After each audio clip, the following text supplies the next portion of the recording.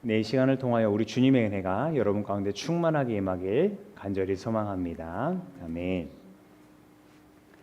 예, 지난주에 우리는 예수님께서 제자들을 백성들에게 보내시는 장면을 봤어요. 권능을 주셔서 귀신을 내쫓게 하시고 각종 병든 것들을 또 허약함을 고치게 하셨습니다. 그래서 그 이야기를 통해서 우리 역시 세상으로 보냄받은 이들이다. 곧 사도적 공동체다. 이렇게 말씀을 드렸어요. 따라해 보실까요? 보냄받은 사람, 사도적 공동체. 감사합니다. 오늘 본문은 그 보내시는 이야기에서 한 걸음 더 나아가서 보냄받은 이들이 세상에서 마주할 영적 현실을 아주 적나라하게 보여주고 있습니다.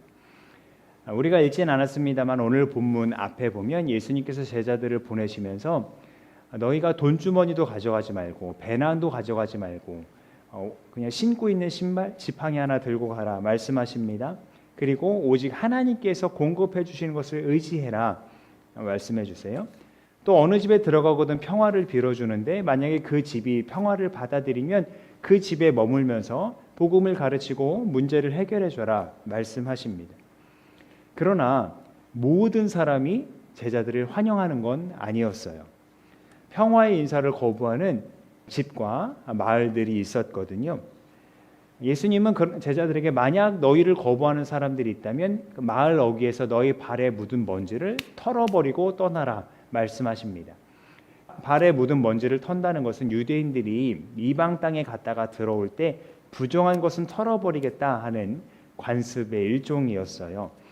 그러니까 제자들이 발에 묻은 먼지를 턴다는 건 자신들이 전한 복음을 그들이 받아들이지 않았기 때문에 저들은 이방인이 되었다 하는 선언과 같은 상징적인 행위였습니다. 근데 제자들이 그렇게 상징적으로 발에 먼지를 털지만 사실은 사람들로 하여금 거부당한 거죠. 문전박대 당한 거지 않습니까? 그런데 이 수준을 넘어서서 예수님은 조금 더 무서운 이야기를 하시는데요. 이 말씀은 같이 읽어보죠. 시작. 사람들을 조심하여라. 그들이 너희를 법정에 넘겨주고 그들의 회당에서 매질을 할 것이다. 또 너희는 나 때문에 총독들과 임금들 앞에 끌려나가서 증언할 것이다. 아멘. 여기에서 우리가 고민할 거리가 생겨요. 생각해보면 제자들이 세상을 망치러 나간 것도 아니고 질서를 어지럽히려고 한 것도 아니에요. 해를 끼치러 나간 것도 아닙니다. 그들이 무슨 손에 칼과 창을 들고 사람들을 해치러 간 것도 아니고 영원한 생명과 참된 평화를 들고 나간 거잖아요. 고통당하는 자들을 치유해주고 묶인 자들을 자유롭게 해주는 이른바 선한 일을 하러 나간 건데 왜 세상은 그런 그들을 법정에 넘겨주고 죄인처럼 끌고 갔을까요? 왜 생명의 복음을 전하는 그들을 거부하고 거절하고 핍박하고 비난하고 조롱하고 박해했을까요? 그 근본적인 이유에 대해서 예수님께서 제자도의 아주 중요한 원리를 설명해 주십니다. 오늘 함께 읽었던 말씀인데요. 같이 읽어보죠. 시작. 제자가 스승보다 높지 않고 종이 주인보다 높지 않다. 제자가 제 스승만큼 되고 종이 제 주인만큼 되면 충분하다. 그들이 집주인을 바알세불이라고 불렀거든 하물며 그 집 사람들에게야 얼마나 더 심하겠느냐. 아멘. 바알세불이라는 것은 귀신의 우두머리라는 뜻이거든요. 그러니까 세상 사람들이 예수님을 가리켜 귀신의 우두머리라고 불렀어요. 그러니까 세상이 예수님을 그렇게 미워했다면 예수님의 제자인 너희도 미움을 받는 게 당연하다. 그 말씀을 하시는 거예요. 그러니까 예수님을 스승으로 모시는 사람들이 예수님의 이름을 들고 나아갔을 때 환영을 받으리라는 건 어떻게 보면 대단한 착각이었던 거죠. 그래서 우리 역시 그리스도께 속한 사람들로서 우리가 세상에서 살아갈 때 어떻게 보면 우리는 갈등을 일으킬 수밖에 없는 존재라는 것을 또 생각해 보게 돼요. 오늘 함께 읽었던 구약 말씀 예레미야서와 시편 말씀으로 읽은 내용에서 이 갈등과 고난의 길을 먼저 걸었던 선배들의 이야기를 볼 수 있었어요. 선지자 예레미야는 하나님의 말씀을 전했거든요. 그들이 막 폭력을 행사하는 것을 고발하고 파멸의 길을 가려 하는 것을 지적했어요. 그러자 사람들이 조롱해요. 네가 나를 고발해, 우리도 너를 고발할 거야. 네가 언제 넘어지나 볼 거야. 그러면서 벼르고 있습니다. 날마다 수군거리고요. 예레미야를 앞에 두고 비웃습니다. 시편 기자도 마찬가지입니다. 이 시편 기자 안에서는 주님을 향한 열정이 막 불타오르는데 그런 이 사람을 두고 사람들은 조롱해요. 욕을 하고요. 온갖 모욕을 줍니다. 심지어 친척들에게도 따돌림을 당하고요. 어머니의 자녀들, 아마 이제 형제 자매들을 가리키는 거겠죠. 낯선 사람처럼 취급을 당합니다. 자, 이들이 이런 취급을 당했던 건 그들이 하나님의 말씀을 올바로 전했기 때문이에요. 무슨 얘기냐면 하나님의 말씀이 올바로 선포될 때 사람들은 자기들의 안에 있는 죄를 마주하게 돼요. 그러니까 이 죄를 회개하기 위해서 엎드려야 할 그 사람들이 그걸 거부하고 자기들에게 하나님의 말씀을 전해주는 그 사람들을 향해 오히려 큰 소리를 지르면서 공격을 하고 핍박을 가하는 거죠. 그렇다면 이제 또 다른 질문이 생깁니다. 그래도 우리가 함께 어우러져 가는 세상인데 좋은 게 좋은 거라고 꼭 그렇게 핍박을 일으키는 상황까지 가야 됩니까? 꼭 그렇게 유난스럽게 믿어야 합니까? 미움받지 않을 만큼 점잖게 믿음 생활하면 안 됩니까? 물어볼 수도 있어요. 그런데 예수님은 이렇게 말씀하세요. 같이 읽어보죠. 시작. 내가 세상에 평화를 주려고 온 줄로 생각하지 말아라. 평화가 아니라 칼을 주려고 왔다. 아멘. 우리는 예수님을 평화의 왕이라고 고백합니다. 실제로 그분은 온 세상에 평화를 주시기 위해서 오셨습니다. 그런데 예수님께서는 왜 평화가 아니라 칼을 주러 왔다고 말씀하셨을까요? 이 말씀은 예수님께서 제자들에게 세상으로 나가면서 사람들과 칼을 가지고 싸워라 그렇게 폭력을 부추기는 내용은 아닙니다. 예수님을 온전히 따르면 그리고 예수님의 말씀을 온전히 선포하면 그 삶은 악한 영이 여전히 장악하고 있는 이 세상의 가치관과 충돌할 수밖에 없다. 그것을 말씀해 주시는 겁니다. 다시 말하면 예수님이 말씀하시는 예수님이 가져오신 그 평화와 세상이 말하는 평화가 완전히 다른 이야기라는 거죠. 그래서 로마서 말씀에서는 이렇게 얘기합니다. 여러분이 이 시대의 풍조를 본받지 말고 마음을 새롭게 함으로써 변화를 받아서 하나님의 선하시고 기뻐하시고 완전하신 뜻이 무엇인지 분별하도록 하십시오. 그러니까 예수님을 주님으로 믿고 따르고 그를 사랑하고 주의 뜻대로 살아가려고 하는 사람들은 세상의 가치관에 사로잡혀 있는 사람들과는 맞지 않는다는 거예요. 갈등을 일으킬 수밖에 없다는 거예요. 그리고 이 갈등은 가장 친밀한 공동체인 가족 안에서도 일어날 수 있다고요. 주님께서는 이렇게도 말씀하세요. 읽어보죠. 시작. 아버지나 어머니를 더 사랑하는 사람은 내게 적합하지 않고 나보다 아들이나 딸을 더 사랑하는 사람도 내게 적합하지 않다. 아멘. 이 말씀 앞에 보면 그러니까 오늘 본문 앞에 보면 가족들이 너를 넘겨줄 거다 하는 말씀이 있었고요. 오늘 읽은 말씀에서도 아들과 아버지가 원수가 되고 딸과 어머니가 원수가 되고 며느리와 시어머니가 원수가 된다는 말씀이 있지 않습니까?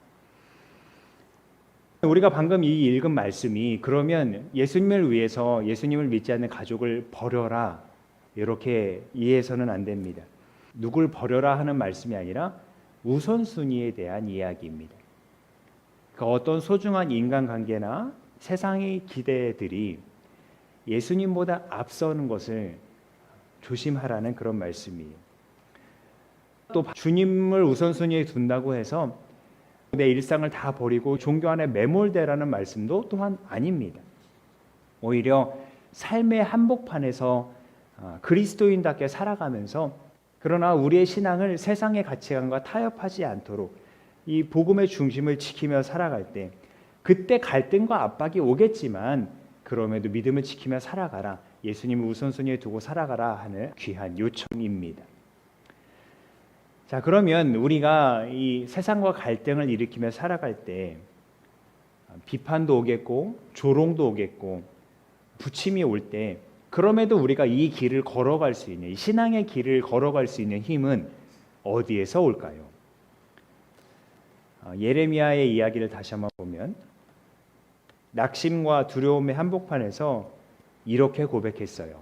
같이 읽어보죠. 시작. 그러나 주님은 내 편이시며 힘센 용사이십니다. 그러므로 나를 박해하는 자들이 이기지 못하고 쓰러질 것입니다. 아멘. 예레미야가 사람들의 거친 핍박과 박해와 조롱과 수군거림 앞에서도 무너지지 않고 이 길을 꿋꿋이 걸어갈 수 있었던 건 자기를 세상 가운데 보내신 하나님이 힘센 용사로서 자기 옆에 계심을, 그래서 자기를 지키고 계심을 믿었기 때문입니다. 나를 해치려는 세상의 어떤 권세보다 나를 붙드시는 하나님의 손이 비교할 수 없을 정도로 크고 강력하다는 것을 믿었기 때문에 예레미야는 더 이상 두려움을 갖지 않을 수 있었던 거죠. 그래서 예수님도 하나님을 더 신뢰하라고 말씀하시면서 이렇게 들려주세요. 몸은 죽일지라도 영혼은 죽이지 못하는 일을 두려워하지 말고 영혼도 몸도 둘 다 지옥에 던져서 멸망시킬 수 있는 분을 두려워하라. 세상이 우리에게서 가져갈 수 있는 건 고작 이 땅에서의 삶일 뿐입니다. 그러나 우리 하나님은 우리의 영원한 생명을 붙잡고 계시는 분입니다. 주님은 헐값에 파는 참새도 귀중히 여기시면서 하나님이 허락하지 않으면 그 참새 한 마리도 땅에 떨어지지 않는다고 말씀하십니다. 하물며 예수 그리스도의 피값으로 사신 하나님의 자녀인 우리는 얼마나 더 귀중하게 여기는 존재들이겠습니까? 심지어 하나님께서는 우리의 머리카락도 다 세신다고 하지 않습니까? 두려워하지 말라고 말씀합니다. 이렇게 우리와 함께 하시는 하나님, 그 하나님을 믿는 믿음이 우리가 용기를 가질 수 있는 원천입니다. 그러니까 정리하자면 보냄받은 자로서 또 제자의 삶으로서 이 믿음의 길을 걸어갈 수 있는 건 우리가 대단해서가 아니고요. 우리의 인내심이 특별하기 때문이 아니고요. 우리의 성격이 대담하기 때문이 아닙니다. 우리를 세상으로 보내신 그 하나님이, 우리의 머리카락까지도 다 세시는 하나님이, 참새보다도 더 우리를 귀하게 여기시는 하나님이 불꽃 같은 눈동자로 우리를 지키고 보호하고 계시기 때문입니다. 우리가 걸어가는 그 믿음과 복음 전파의 길은 그냥 홀로 내버려진 외로운 길이 아니라 온 우주를 다스리시는 힘센 용사이신 하나님께서 인도하시는 귀한 길입니다.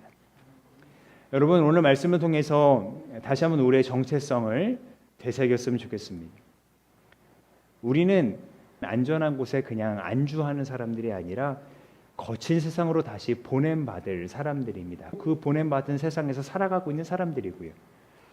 다만 우리가 가야 할 삶의 터전에서 우리가 직접적으로 또 간접적으로 복음을 전하고자 할 때 크고 작은 거절을 반드시 경험하게 될 겁니다.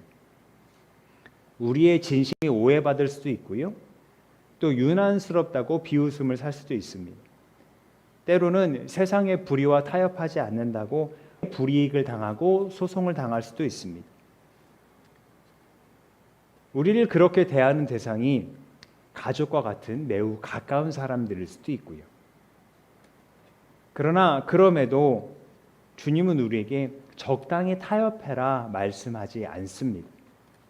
사람보다 하나님을 더 두려워하고 세상보다 예수님을 더 사랑하라고 말씀하십니다. 그리고 그 길을 걷는 자는 비록 힘들겠지만 어렵겠지만 지켜주신다고 약속하십니다.